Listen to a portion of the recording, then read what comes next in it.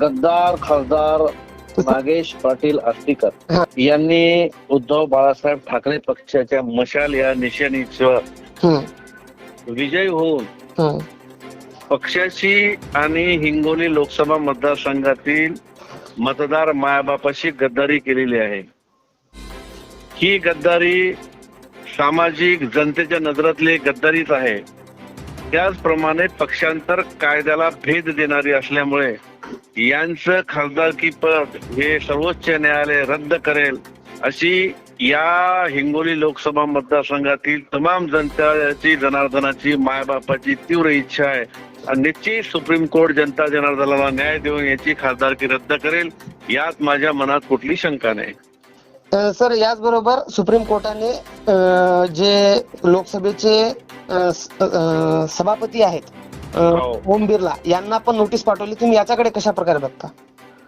ते बघा, भारतीय जनता पार्टीने सर्व व्यवस्था आपल्या ताब्यात घेतलेल्या आहेत आणि खरं म्हणजे सभापती हे न्यायदानाचंच काम करते, परंतु सभापती सुद्धा एकाच सत्ताधारी पक्षातच या ठिकाणी बाहुलं बनलेला आहे, ज्यामुळे महाराष्ट्रातल्या विधानसभेचा असो का लोकसभेचा असो हा निर्णय एकतर्फी केलेला आहे।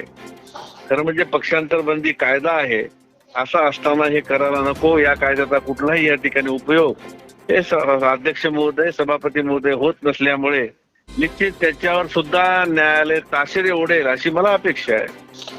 सर, याचबरोबर आणखीन एक प्रश्न असा की सध्या जे ठाकरे गटाचे ऍडव्होकेट आहेत वकील कपिल सिब्बल साहेब हे युक्तिवाद करतायत सुप्रीम कोर्टामध्ये की जो चिन्ह आहे शिवसेनाचा तो ठाकरे गटाला मिळावा आणि याकडे असं जनतेचा आता सध्याचे अशी माहिती मिळते जनतेला की भक्कम बाजू ही कपिल सिब्बल मांडत आहेत। यावर तुम्हाला काय वाटते की येणाऱ्या काळामध्ये काय निर्णय येण्याची शक्यता वाटते तुम्हाला?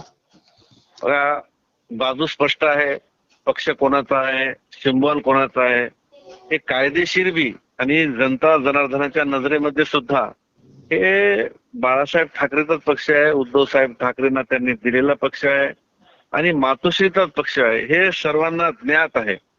असं असताना सुद्धा हा पक्ष इतरांना देणे हे चुकीचं आहे। या बाबतीतले घटनात्मक असो कायदेशीर असो सगळे पुरावे कोर्टासमोर या ठिकाणी मांडले जात आहे आणि कोर्ट या ठिकाणी निश्चित न्याय देईल असं आम्हाला या ठिकाणी वाटते। जर सर्वोच्च न्यायालयाने हे जर न्याय दिला नाही तर या ठिकाणी न्यायालयाचा विश्वास सुद्धा जनता जनार्दनाचा उडेल यात माझ्या मनात शंका नाही।